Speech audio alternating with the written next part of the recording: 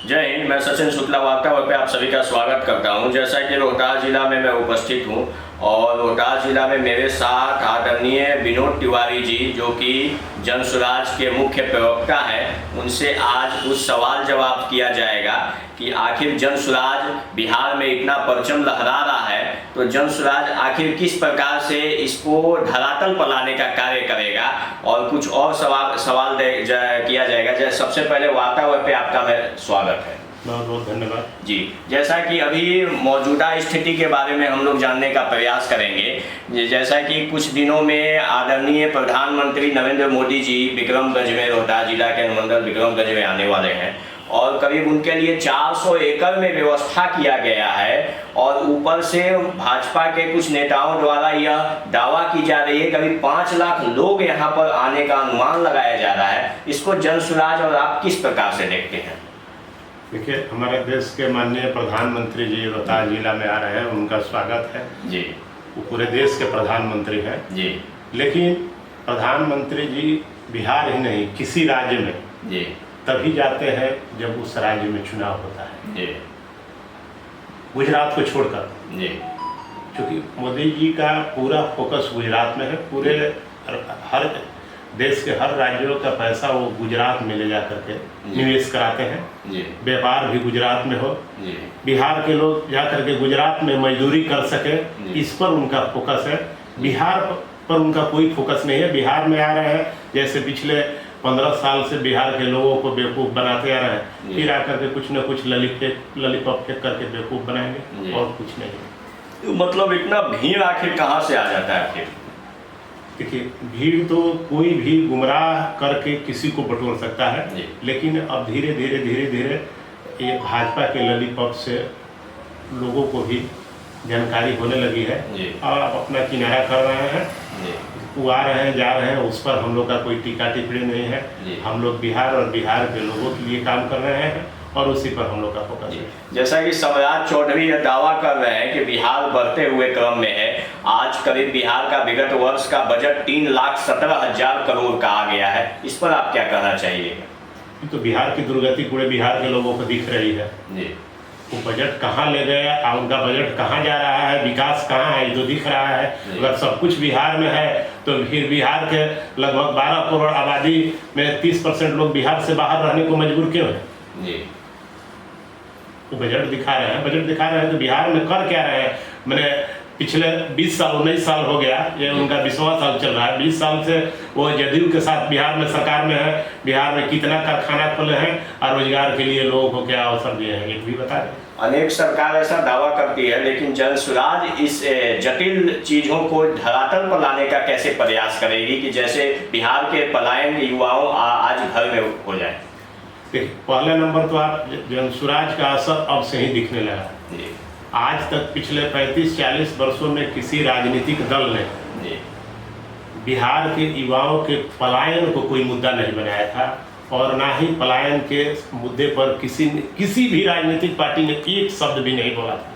जब जन स्वराज पार्टी ने पलायन को मुद्दा बनाया तो कांग्रेस भी बिहार में घूम करके आंदोलन करने लगी और बीजेपी के नेता बिहार से बाहर रह रहे बिहारियों से मिलने जाने लगे।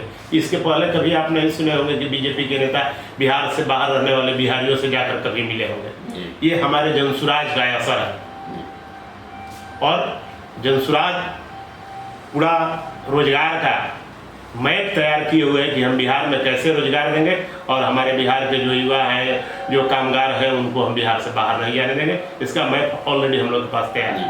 अनुमानित एक आंकड़ा क्या होगा? 243 में क्या हासिल करने का लक्ष्य होगा? एक जन स्वराज पूर्ण बहुमत के साथ बिहार में सरकार बनाएगी। पूर्ण बहुमत, ये पूर्ण दावे के साथ आप कर सकते हैं? 100% दावा है। चाहे कोई आए कोई जाए, चाहे कितना भी लोगों को गुमराह कर लिया जाए, अब बिहार के लोग किसी के बहकावे में आने वाले नहीं हैं। बिहार के लोगों ने अभी देखिए, जदयू, भाजपा, राजद, कांग्रेस, लोजपा, रालोसपा, ये अलग अलग आरोप प्रत्यारोप करके चुनाव लड़ते हैं, लेकिन आप गौर कीजिए ये सभी एक ही कैबिनेट के मेंबर हैं। लेकिन प्रशांत किशोर जो कि जन स्वराज के मुखिया हैं, वो ऐसा मानते हैं कि नीतीश कुमार को एक आदर्श के रूप में मानते हैं एक कार्यकाल के दौरान। देखिए, जो अच्छा काम करता है हमारे नेता प्रशांत किशोर जी यहाँ तक कहते हैं कि लोगों ने मोदी जी को वोट दिया राम मंदिर बनवाने के लिए। जी। मोदी जी ने राम मंदिर बनवाया। जी। नीतीश जी को लोगों ने वोट दिया सड़क बिजली के लिए। जी। उन्होंने सड़क बिजली दिया, वो कहते हैं कि दिया। जी। हम भी कहते हैं कि दिया। जी। लेकिन आज तक बिहार के लोगों ने अपने बच्चों के लिए किसी को वोट नहीं दिया, उनके रोजगार के लिए वोट नहीं दिया, उनके शिक्षा के लिए वोट नहीं दिया। और जनसुराज कह रहा है कि आप अपने बच्चों के भविष्य के लिए एक बार वोट दीजिए, हम बिहार में बदलाव लाएंगे। जैसा कि एक जनसुराज से संबंधित एक प्रश्न है, जनसुराज के चर्चित नेता आदरणीय आनंद मिश्रा जी को जनसुराज छोड़कर क्यों जाना पड़ा? वो आनंद मिश्रा जी का अपना व्यक्तिगत रीजन है। जनसुराज में आए थे, जनसुराज में काम कर रहे थे, अभी जनसुराज छोड़ कर वो गए नहीं है, वो उन्होंने पद से रिजाइन दिया है। जनसुराज की प्राथमिक सदस्यता उन्होंने नहीं छोड़ा है। उनकी अपनी कोई निजी परेशानी होगी, निजी समस्या होगी, जिसके वजह से वो अभी पद से इस्तीफा दिए हैं, जनसुराज नहीं छोड़े हैं। बिहार में जैसे ही सरकार बनती है जनसुराज के लिए तो प्राथमिक कार्य क्या रहेगी? सबसे पहला प्राथमिक काम है हम लोग पलायन बंद करना। प्रशांत जी का प्राथमिकता है ये जो शराबबंदी बिहार में है, शराबबंदी के नाम पर जो दबे कुचले गरीब मजदूर लोगों का दोहन शोषण किया जा रहा है, शराबबंदी कानून में संशोधन करना और उसको निरस्त करना। और दूसरा उस और जैसे संबंधित युवाओं के रोजगार से संबंधित हो गया और जैसे कि गली नदी के संबंधित हो गया।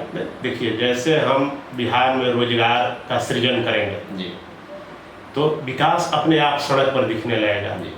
जब विकास दिखेगा तो गली नदी तो स्वाभाविक बन जाएगा। गली पलायन को रोकना भी रोजगार से ही हो सकता है संभव। रोजगार हमारे यहाँ बढ़ेगा, पलायन भी रुक जाएगा, विकास भी होगा। प्लस हम लोग का फोकस शिक्षा पर है।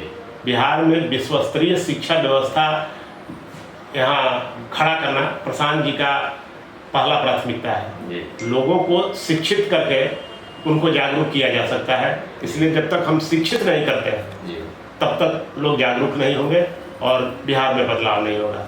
अशिक्षा के कारण आज भ्रष्टाचार चरम पर है। बिहार सरकार का एक भी कोई टेबल, चाहे वो 4th ग्रेड का कर्मचारी से हो लेकर IAS अधिकारी तक, एक भी ऐसा टेबल नहीं है जिस टेबल पर आज के डेट में बिना रुपया दिए आप कोई काम कर सकें। इसको आगे किस प्रकार से भ्रष्टाचार को एकदम समाप्त कर देंगे। जनसुराज की सरकार बनेगी और बिहार से भ्रष्टाचार समाप्त हो जाएगा। जैसा कि विनोद तिवारी जी मेरे साथ उपस्थित थे और इसी के साथ कुछ जनसुराज के मुद्दों पर, जनसुराज के विकास के मुद्दों पर हम चर्चा हुई। और आगामी विधानसभा चुनाव 2000 आप लोगों को पता ही होगा कि अक्टूबर महीने में लगभग होने जा रही है। इसी के साथ वार्तालाप पे सचिन शुक्ला, धन्यवाद, जय हिंद, जय भारत।